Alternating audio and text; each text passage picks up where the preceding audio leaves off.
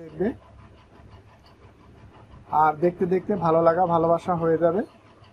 তো আমরা কথা না বাড়িয়ে আমরা মূল পর্বে ফিরে যাই। তো তাহলে আমরা দেখি শিক্ষার্থী বন্ধুরা, দুইটি সংখ্যা অনুপাত দেওয়া আছে, এদের গসাগু 3 হলে সংখ্যা দুটির লসাগু নির্ণয় করো। তো তাহলে যেহেতু আমাদের এখানে অনুপাতের অঙ্ক আছে, সেই জন্য আমরা এখানে কাজটা করব কি, যে অনুপাতের অঙ্ক হওয়ার কারণে আমরা এখানে কি করব, যে আমরা এক্স ধরে নিব। ধরি 3 কম, ধরি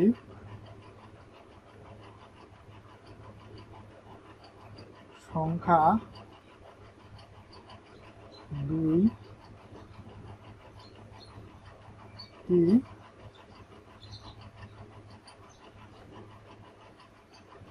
যথাক্রমে একটা ধরবো 7x আর একটা ধরবো 11x। তাহলে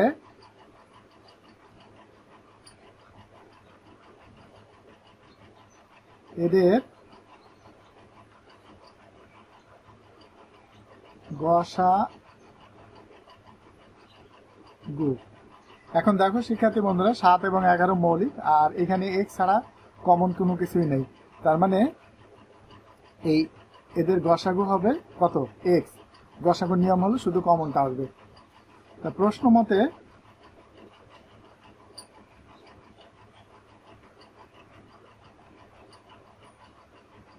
মতে x সমান 3। কেন? এখানে বলা হয়েছে যে গসাগু, এদের গসাগু 3 হলে সংখ্যা দুটির লসাগু নির্ণয় করো।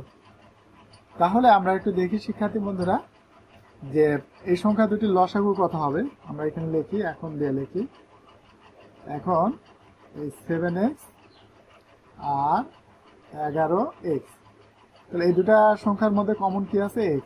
তাহলে এখানে কত থাকলো, 7, আর এখানে থাকলো হলো 11। তাহলে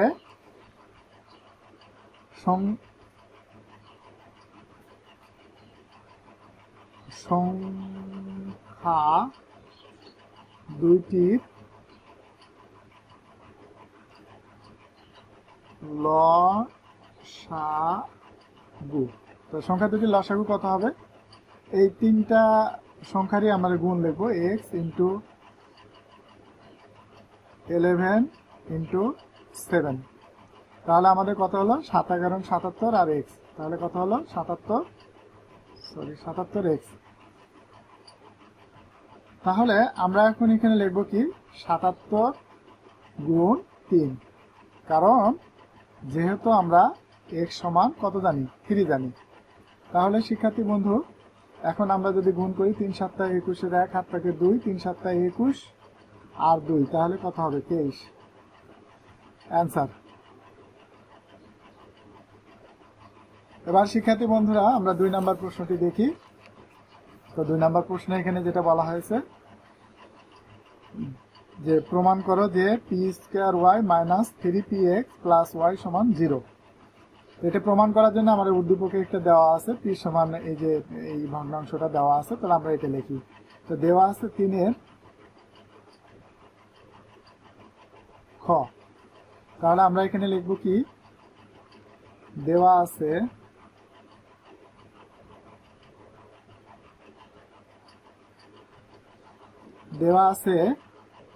p সমান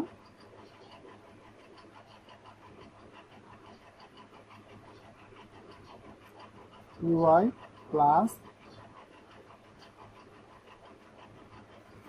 2y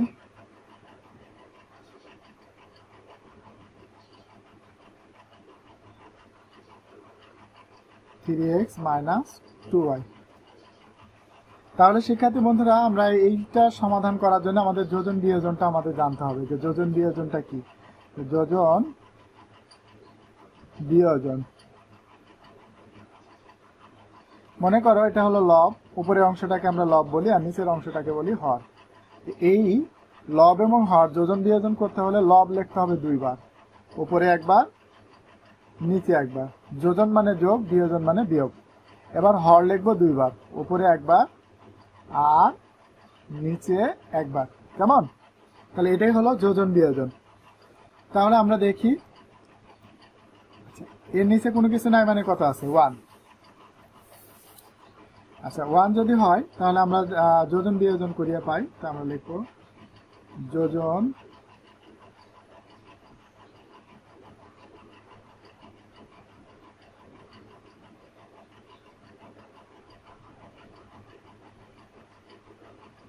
পাই। তাহলে এখানে আমরা হবে কি p প্লাস 1 আর হলো কি p মাইনাস 1। দেখো শিক্ষার্থী বন্ধুরা, এটা হলো উপরেটা লব, লব উপরে নিচে একবার, যোজন মানে যোগ, বিয়োজন মানে বিয়োগ, হর উপরে একবার নিচে একবার, এভাবে আমরা এটা করব।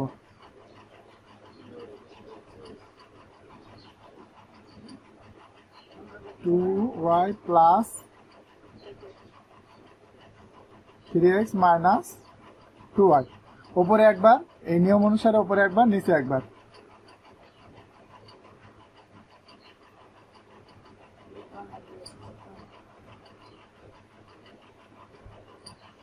আচ্ছা তাহলে আমাদের কি আছে, যোজন মানে যোগ, বিয়োজন মানে বিয়োগ। ঠিক আছে, তাহলে আমরা হরটাকে দুইবার লিখব।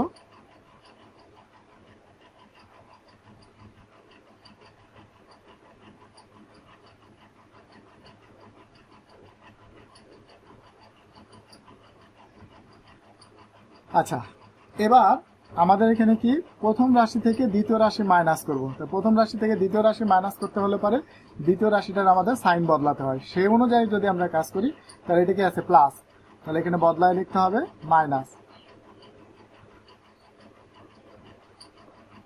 আর মাইনাসটা বদলায় হবে প্লাস।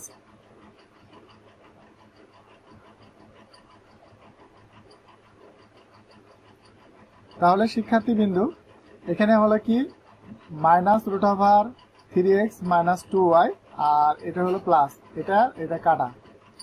তারপরে এখন এখানে আমরা দেখি এটা হলো মাইনাস আর এটা হলো প্লাস, মাইনাস আর প্লাস কাটা। এবার একটু লক্ষ্য রাখো শিক্ষার্থী বন্ধুরা, উপরে যেটা কাটা হয়েছে নিচে কিন্তু সেটা কাটা হয়নি। উপরে দেখো 3x minus 2y root over, এটা হলো এটা, তারপর এটা কিন্তু প্লাসটা কাটছে। এর কারণটা হলো যেহেতু আমরা দ্বিতীয় রাশিটা সাইন বদলাইছি, এই কারণে আমাদের এটা হয়েছে। তাহলে এখন আমরা এখানে লিখবো কি p প্লাস 1 আর p মাইনাস 1, এগুলো আমরা বা দিব যেহেতু আমাদের এটা ইকুয়েশন, এই জন্য বা লিখবো বা। আচ্ছা তাহলে এখন এইটা আর এটা একই জাতীয় রাশি যোগ হয়, তার মানে এটা আর এটা সেম রাশি বা সদৃশ্য পদ। তাহলে আমরা এখানে লিখবো কত, আর এখানে হলো 2y। তো আমাদের এই দুই দুই লব আর হরে কমন জিনিসটা কেটে দেব। তাহলে এখানে বা দিয়ে আমরা লিখবো কত, p প্লাস 1 আর p মাইনাস 1 সমান root over 3x plus 2y root over 3x minus 2y। তাহলে শিক্ষার্থী বন্ধু এখন আমরা এখানে যে কাজটা করব, কাজটা হলো যে আমাদের এখানে দেখো এই প্রমাণে কিন্তু রুট নাই, তাহলে আমাদের রুট এই যে এইখানে দেখো যে প্রমাণে রুট নাই, তার রুটটা মুক্ত করতে হবে। তাহলে রুট মুক্ত করার জন্য আমাদের কি করতে হবে, বর্গ করলে হয়ে যাবে, উভয়কে যদি বর্গ করি তাহলে হয়ে যাবে p প্লাস 1 আর p মাইনাস 1 স্কোয়ার, আর এখানে আমরা 3x plus 2y root over 3x minus 2y, এবার স্কোয়ার দিব। তাহলে এখানে লিখবো কি বর্গ করিয়া,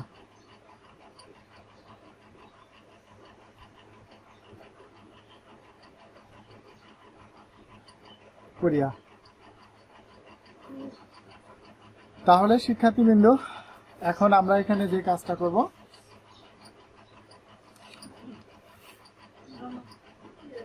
তাহলে আমরা একটু দেখি। আচ্ছা এটা কি a plus B whole square আর a minus B whole square, বর্গের সূত্র আমরা কি জানি যে a plus B whole square, তাহলে কি হবে a স্কোয়ার প্রথম রাশির উপর square minus 2ab plus B square. আচ্ছা এরপরে এখন আমরা এখানে যেটা কাজ করব, আমরা এটা বর্গ লিখি p square plus 2p 2ab, b হলো 1 লেখার দরকার নেই কারণ এখানে মনে মনে 1 ধরা যায়, প্লাস হলো 1 এর পরে স্কোয়ারও লিখলাম না। তাহলে এখানে আমরা লিখবো কি p P square minus 2p plus 1। তাহলে এখানে আমাদের কত হবে, রুটার স্কোয়ারে কাটা থাকবে কত 3x প্লাস 2y, আর এখানে হলো 3x মাইনাস 2y। এবার শিক্ষার্থী বন্ধুরা এটাকে দ্বিতীয়বার আমরা যোজন বিয়োজন করব। তাহলে আমরা যোজন কথা বলিস না,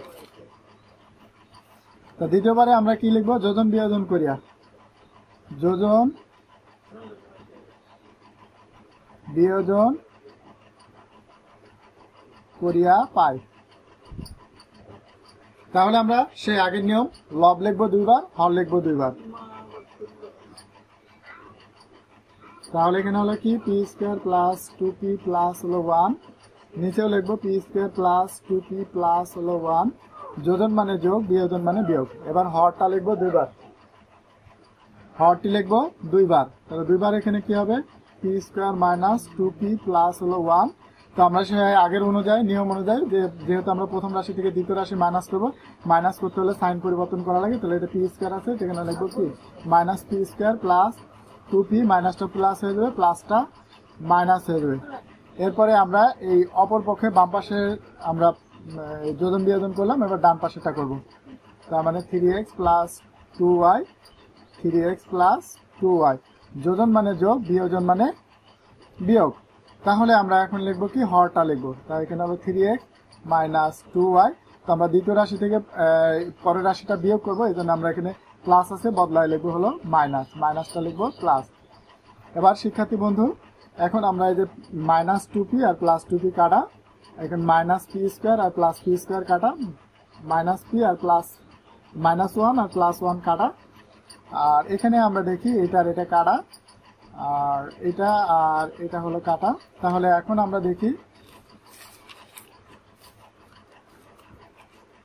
শিক্ষার্থী বন্ধু, এখন আমরা এখানে লিখবো পি স্কোয়ার কয়টা আছে, দুইটা আছে। তার মানে এখানে যোগ করলে কত পাবো, 2p স্কোয়ার প্লাস 2, আর এখানে হলো 4p। এবার উপরে পাইতে, উপরে 3 আর 3 যোগ করলে কত 6x, আর এখানে 2 আর 2 যোগ করলে 4y। এবার যেহেতু আমরা এগুলো বা দিয়ে যাব, বা এখন আমরা এখানে 2 যদি কমন নিই, তাহলে পি স্কোয়ার প্লাস হলো 1, আর এখানে এটাকে ভাঙে লিখি 2 ইন্টু 2p, 2 দুগুণি 4p। তাহলে 2 2 কাটা। আর এখানে আমরা একটা কাজ করতে পারি যে 3 দুগুণি, অর্থাৎ 2 দিয়ে 4-এরও ভাগ করা যায়, আবার 6-এরও ভাগ করা যায়। অর্থাৎ হলো 2 এর গণিতক হলো 4 এবং 6, তার মানে এখানে 2 দুগুণি 4, 2y, আর এখানে হলো 3x কেটে দিলে। তাহলে এখন আমরা উপরে লিখবো কি 3x, আর এখানে হলো 2y। এবার শিক্ষার্থী বন্ধুরা আমরা এখন এখানে যে কাজটা করবো, পি স্কোয়ার প্লাস 1, আর এখানে হলো 2p, আর এইখানে যা আছে তাই লিখবো 2y। এখন এই যে উভয় পাশে মানে হরে হরে যেহেতু 2 কমন আছে, তো উভয় পক্ষ থেকে আমরা কমন 2টা উঠাই দেব। তাহলে এখানে হবে কি P square plus 1 by p, আর এখানে হলো 3x বাই y। এখন আমরা আর গুণন করব, অর্থাৎ কোনাকুনি, এটা দিয়ে আমরা এটাকে গুণ করব, আর এটা দিয়ে আমরা এটাকে গুণ করব। তাহলে কি হবে, যদি আমরা লিখি বা y ইন্টু এই পি স্কোয়ার প্লাস 1কে আমরা গুণ করব, আর এখানে যদি গুণ করি 3x আর p যদি গুণ করি তাহলে 3px, বা যদি y দিয়ে গুণ করি তাহলে পি স্কোয়ার y প্লাস হলো y সমান হলো 3px। এবার আমাদের যেহেতু প্রমাণটা দেখতে হবে, প্রমাণটার মতো করে মিল করে আমরা লিখে দেব। তাহলে দেখি শিক্ষার্থী বন্ধু আমাদের এখানে কি লেখা আছে প্রমাণে, পি স্কোয়ার ওয়াই, আচ্ছা পি স্কোয়ার ওয়াই, তারপর হলো কি মাইনাস 3px, তার মানে মাইনাস 3px। তো এটা পক্ষান্তর করে এই পাশে নিয়ে আসবো, তাহলে হবে। তাহলে আমরা লিখি বা P square Y minus 3px plus Y, আর ওই পাশে হলো 0, যেহেতু পক্ষান্তর করে নিয়ে আসছি বা প্লাসটা মাইনাস হচ্ছে, তাহলে এখানে 0 হবে। তাহলে আমাদের এখানে প্রমাণ করতে বলছে প্রুফ, PROVED, প্রুফ। সুপ্রিয় শিক্ষার্থীবৃন্দু, এরপরে আমরা 3 গ অর্থাৎ সর্বশেষ সৃজনশীল যেটা সেটার সমাধান করব। তাহলে আমরা দেখি যে গুণোত্তর ধারাটি নির্ণয় করো। আচ্ছা, এখানে গুণোত্তর ধারাটা নির্ণয় করার জন্য এখানে উদ্দীপকে একটি গুণোত্তর ধারা প্রথম n সংখ্যক পদের সমষ্টি দেওয়া আছে, একটা অনুক্রম লিখে দেওয়া আছে যে এইটা হলো তোমার অনুক্রম, যে এইটা হলো কি সমষ্টি নির্ণয়ের যে একটা অনুক্রম সেটা। এখন n এর মান যাই দিই, এটা একটা এই তোমার সমষ্টি নির্ণয় করবে। তাহলে শিক্ষার্থী বন্ধুরা, এই অঙ্কটি করার পূর্বে আমাদের কিছু ব্যাখ্যাগুলো আছে, সেগুলো আমরা একটু জানি, তাহলে এই অঙ্কটা সমাধান করা তোমাদের জন্য একেবারে সহজ হয়ে যাবে। তো আমরা এবার দেখি সেই ইয়েটা কি। আর এখানে ধারাটি নির্ণয় করো, অর্থাৎ ধারাটি নির্ণয় করতে হলে আমাদের পদগুলা বের করতে হবে, প্রথম পদ, দ্বিতীয় পদ, তৃতীয় পদ, চতুর্থ পদ। তাহলে আমরা দেখি, আমাদের এই ব্যাখ্যাটা করার পরে আমরা সমস্ত অঙ্কটা করে দেখাবো, তাহলে তোমাদের বুঝতে সবচেয়ে সুবিধা হবে। তাহলে আমরা একটু দেখি প্রথম ধারাটা কি। এই ধারার এখানে আমরা পদ নিছি 7টা পদ, প্রথম পদ, দ্বিতীয় পদ, তৃতীয় পদ, চতুর্থ পদ, পঞ্চম পদ, ষষ্ঠ পদ, আর এখানে লিখছি সপ্তম পদ। তাহলে এখানে পদ লিখলাম কয়টা? 7টা পদ। এখন এটা তো প্রথম পদ, এটাকে আমরা সমষ্টি বলতে পারবো না, কারণ হলো 2 তো 2 প্রথম পদ। তো এখানে প্রথম পদ থাকবে, তারপরে প্রত্যেকটা ধারারই প্রথম পদ থাকে, তো প্রথম পদ হলো 2, তো এটাকে আমরা সমষ্টির আন্ডারে নিয়ে আসবো না। তো সমষ্টি কোনটা? 2টা পদের যোগফল। তো এই 2টা পদের যোগফল কত? 4 আর 2 কত? 6। আবার এই 2টা পদের যোগফল কত হচ্ছে? যে 6 আর হলো এই 8 যোগ করলে কত? 14। এখন 14 আর যদি আমরা এই 16 যোগ করি তাহলে কত হবে? 30। 30 আবার যদি আমরা এটা যোগ করি তাহলে কত হবে? 62। 62 আর যদি 64 যোগ করি 126। আর এখানে হলো কি 126 আর যদি এটা যোগ করি 254। এখন শিক্ষার্থী বন্ধুরা, আমরা একটু দেখি যে আমাদের এই 2টি পদের সমষ্টি কত। এখানে কয়টা পদ যোগ করছি? 2টা পদ। প্রথম পদ তো প্রথম পদ, তো 2টি পদ যদি যোগ করি তাহলে কত হয়েছে? 6। এখন এই 6 থেকে যদি আমরা প্রথম পদটা বাদ দিয়ে দিই, তো প্রথম পদটা যদি বাদ দিই তাহলে আমাদের কি আসে দেখি, যে এই 6 মাইনাস তাহলে 2, প্রথম পদটা বাদ দিলাম, এই প্রথম পদটা, তাহলে এখানে আসছে কত? 4। তাহলে আমরা কি পাইছি, যে হলো কি 2টি পদের সমষ্টি থেকে যদি তার আগের পদটা যদি বাদ দিয়ে দিই তাহলে এখানে যেটা পাওয়া যাবে সেটা হলো দ্বিতীয় পদ। তার মানে এটা আমরা এখানে লিখতে পারি দ্বিতীয় পদ।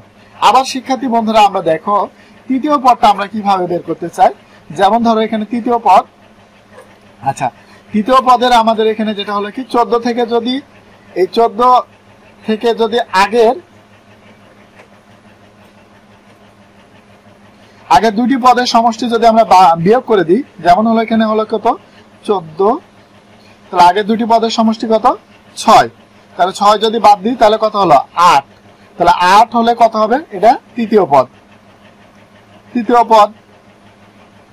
এরপরে আমরা যদি আমরা এটা কত? আচ্ছা, তৃতীয় পদ বের হলো 8। এবার যদি আমরা এখান থেকে করি যে এখানে কত আছে, এখানে কয়টা? 4টা পদের সমষ্টি।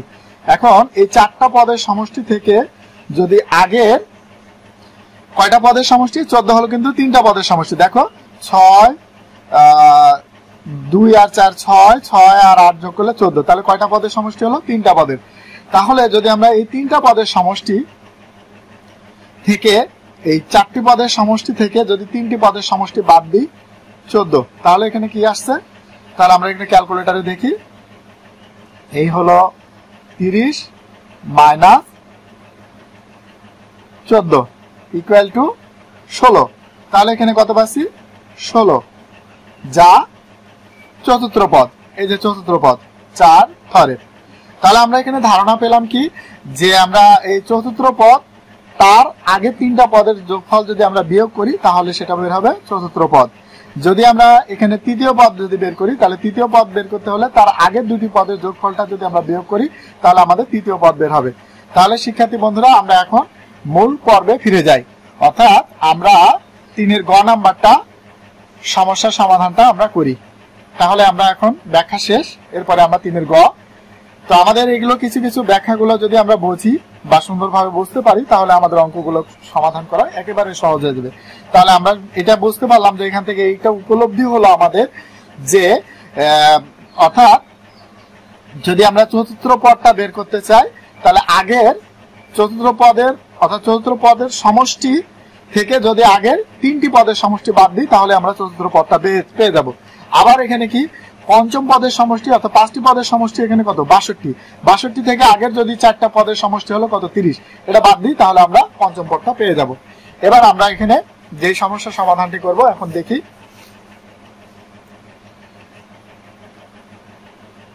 তিনের গ, তাহলে আমরা এখানে লিখতে পারি দেওয়া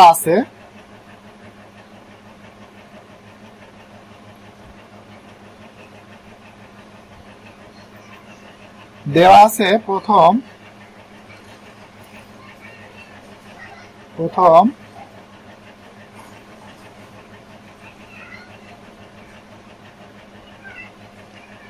সংখ্যক পদের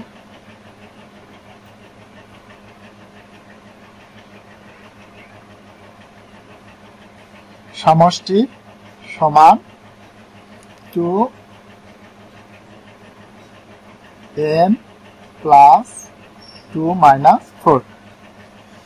এখন দেখো শিক্ষার্থী বন্ধুরা, আমাদের এই যে ব্যাখ্যাটা করছিলাম যে প্রথম পদ তো এখানে দেখা গেছে যে প্রথম পদটা কিন্তু সমষ্টির আন্ডারে আসে না, কারণ প্রথম পদ সমষ্টি তখনই হবে যখন 2টা 3টা 4টা পদ যখন যোগ করব, কারণ 2 এর সাথে কিন্তু আমাদের কোনো পদ যোগ করা হয় না। এজন্য আমরা এখানে সমষ্টি লিখবো না, এটা লিখবো আমাদের প্রথম পদ সমান। এখন n এর মান যদি যেহেতু প্রথম পদ তাহলে n এর মান হবে 1, তাহলে n এর মান যদি 1 ধরি 1 প্লাস 2 মাইনাস 4, তাহলে কি আসলো এই হলো 2 আর 1 3 মাইনাস 4। তো এখন যদি 8 থেকে যদি আমরা 4 বাদ দিই তাহলে কত থাকবে 4। তাহলে শিক্ষার্থী বন্ধুরা আমরা প্রথম পদ পাইছি। এবার আমরা এবার এরপরে কিন্তু আমরা লিখবো কি 2টি পদের সমষ্টি। কয়টি পদের সমষ্টি এখানে লিখবো যে 2টি। প্রথম 2টি পদের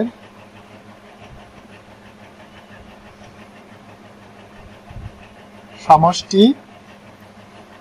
তাহলে আমরা এখন এই যে n এর জায়গায় 2 লিখবো, যেহেতু 2টি পদ সেহেতু আমরা এখানে n এর জায়গায় 2 লিখবো। তাহলে 2 প্লাস 2 মাইনাস 4, তাহলে এখানে হলো কি 2 আর 2 কত হলো 4, 2 এর পাওয়ার 4 মাইনাস 4।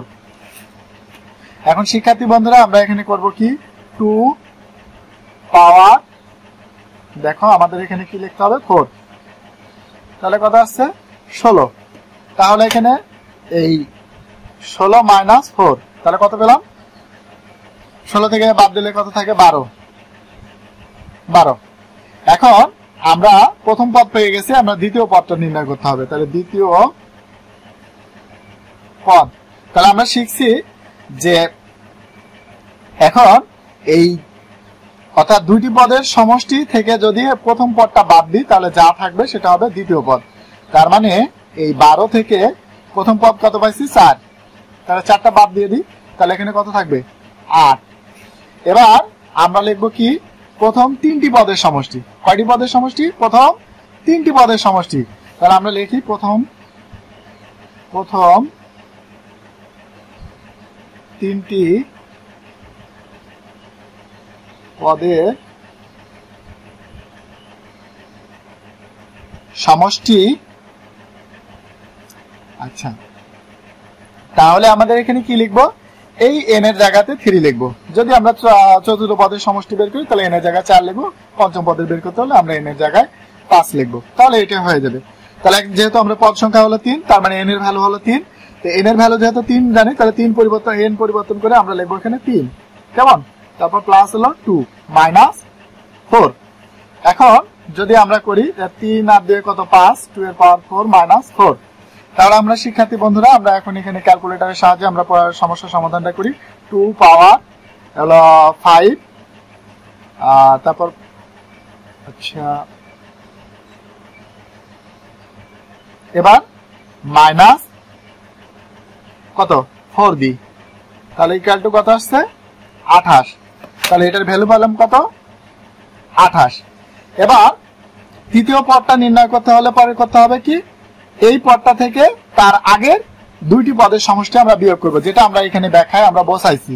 তো সুতরাং তোমরা যদি না বোঝো তাহলে এই ব্যাখ্যাটা আমাদের দেখবে, তাহলে হবে। এখন তাহলে আমরা এখানে লিখবো কি, তৃতীয় পদ। তৃতীয় পদ এই 28 মাইনাস তার আগের দুইটি পদের সমষ্টি কত হলো 12, তাহলে পরে 12 বাদ দিলে কত থাকবে 16। এখন শিক্ষার্থী বন্ধুরা, আমরা যদি ধারা নির্ণয় করতে পারি, কমপক্ষে 3টা পদ দেখাতে যদি পারি, তাহলে আমাদের ধারাটা আমাদের কমপ্লিট হবে। তো সেই জন্য আমাদের এখানে করতে হবে কি, 3-এর পরে যদি 4টা 5টা 6টা যে কটা পারো সে কটা দেখাও, তাতে কোনো আপত্তি নেই, কিন্তু সর্বনিম্ন 3টি পদ আমাদের দেখাতে হবে। তো আমরা প্রথম পদ পেয়ে গেছি, দ্বিতীয় পদ পেয়ে গেছি এবং তৃতীয় পদ পেয়ে গেছি। তাহলে আমরা এখানে লিখতে পারি নির্ণীয় ধারা, নির্ণীয় গুণোত্তর ধারা।